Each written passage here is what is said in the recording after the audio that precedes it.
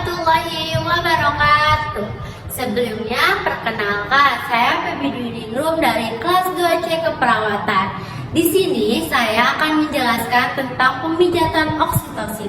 Tujuannya untuk memproduksi ASI kepada ibu menyusui. Selamat menonton teman-teman. Sebelum kita mempraktekkan, di sini saya akan menjelaskan terlebih dahulu apa sih pemijatan oksitosin itu. Pemijatan oksitosin adalah teknik pemijatan yang difokuskan di area punggung untuk merangsang pelepasan hormon oksitosin. Hormon ini berperan penting dalam berbagai proses fisiologis, terutama pada ibu menyusui, di mana ia membantu meningkatkan produksi ASI dan memperkuat ikatan antara ibu dan bayi. Setelah itu, di sini saya akan menjelaskan manfaat dari pijat oksitosin itu tersendiri. Yang pertama itu ada meningkatkan produksi ASI. Yang kedua ada mencegah perdarahan pasca persalinan. Yang ketiga itu meningkatkan kedekatan ibu dengan si bayi. Dan yang terakhir di sini ada mempercepat penyembuhan luka bekas implementasi plasenta. Setelah itu, di sini ada cara melakukan pijat oksitosin. Yang pertama itu posisinya. Nanti posisi si ibunya itu berbaring terlentang dengan nyaman dengan bantal penyangga di bawah kepala dan lutut. Yang kedua itu ada teknik pijatnya. Teknik pijatnya ini di sini menggunakan jari-jari tangan untuk melakukan pemijatan lembut pada area tulang belakang, khususnya di sekitar tulang rusuk kelima dan keenam hingga ke tulang belikat.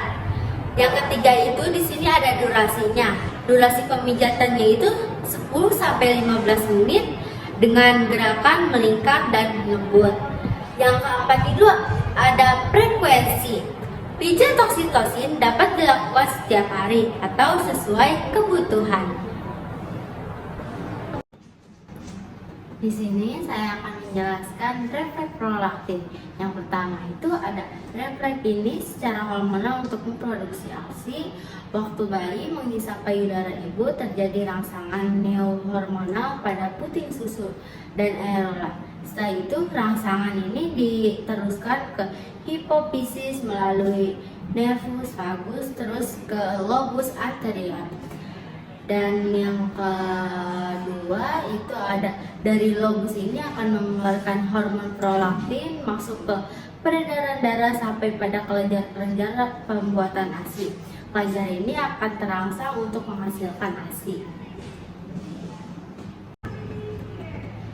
Baik, setelah itu saya akan menjelaskan tentang langkah-langkah pijat oksitosin. Yang pertama itu memberitahukan kepada ibu tentang tindakan yang akan dilakukan, tujuannya maupun cara kerjanya untuk menyiapkan kondisi psikologis ibu.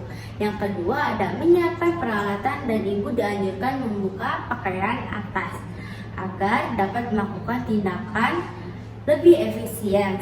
Yang ketiga ada mengatur ibu dalam posisi duduk dengan kepala bersandar, tangan yang dilipat ke depan dan meletakkan tangan yang dilipat di meja yang ada di depannya. Dengan posisi tersebut diharapkan bagian tulang belakang menjadi lebih mudah dilakukan pemijatan. Setelah itu ada melakukan pemijatan dengan meletakkan kedua ibu jari sisi kanan dan kiri dengan jarak 1 dari tulang belakang. Gerakannya tersebut dapat merangsang keluarnya oksitosin yang dihasilkan hipofisis posterior.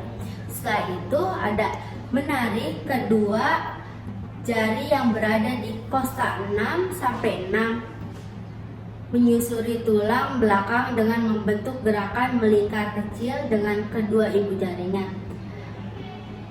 Terus di sini ada gerakan pemijatan dengan menyusuri dari tulang belakang ke atas kemudian kembali ke bawah.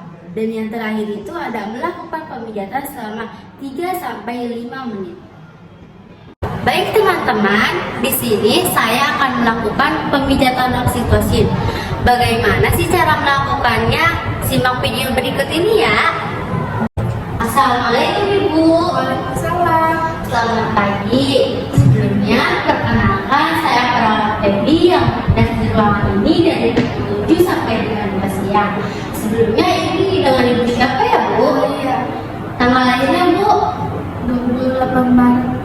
Bu, di sini saya akan melakukan tindakan pemijatan oksitosin. Tujuannya untuk melancarkan air susu ibu ya Bu. Waktunya kurang lebih 10 sampai 15 menit. Apakah ini bersedia Bu? Bersedia. Apakah ada yang mau ditanyakan terlebih dahulu Bu? Baik Bu, jika tidak ada saya akan langsung untuk pemijatan oksitosinnya Bu.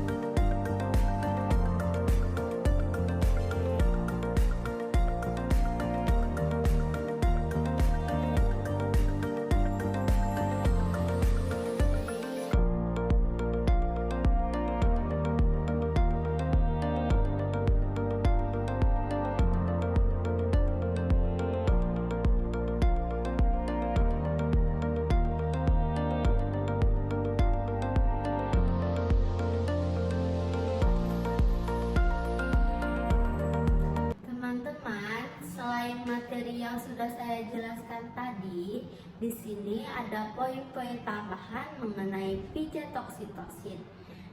Yang pertama itu ada pijat oksitosin untuk pasangan. Teknik ini tidak hanya bermanfaat bagi ibu menyusui, tetapi juga dapat diterapkan pada pasangan. Pijat oksitosin dapat membantu meningkatkan keintiman dan kedekatan emosional dalam hubungan. Yang kedua itu ada pentingnya pemilihan terapis. Jika teman-teman memiliki melakukan pijat oksitosin dengan bantuan terapis, pastikan terapis tersebut memiliki sertifikasi dan pengalaman yang memadai dalam bidang pijat oksitosin. Yang ketiga itu ada pentingnya konsultasi. Sebelum melakukan pijat oksitosin, konsultasikan dengan dokter atau terapis untuk memastikan bahwa teknik ini aman dan sesuai untuk kondisi teman-teman ya. Yang keempat itu pijat oksitosin dan asupan cairan. Penting untuk menjaga asupan cairan yang cukup sebelum dan sesudah melakukan pijat oksitosin. Karena teknik ini dapat membantu meningkatkan produksi ASI dan mengeluarkan cairan tubuh. Jadi teman-teman, kesimpulan dari pemijatan oksitosin ini adalah teknik sederhana yang dapat memberikan manfaat signifikan bagi ibu menyusui, terutama dalam meningkatkan produksi ASI dan memperkuat ikatan ibu dan bayi. Teknik ini mudah dipelajari dan dapat dilakukan oleh siapa saja. Namun, penting untuk berkonsultasi dengan tenaga medis. Mungkin itu saja kesimpulan yang dapat saya sampaikan. Baik teman-teman, terima kasih telah menonton. Semoga video ini bermanfaat bagi kalian ya. Terima kasih. Wassalamualaikum warahmatullahi wabarakatuh. See you.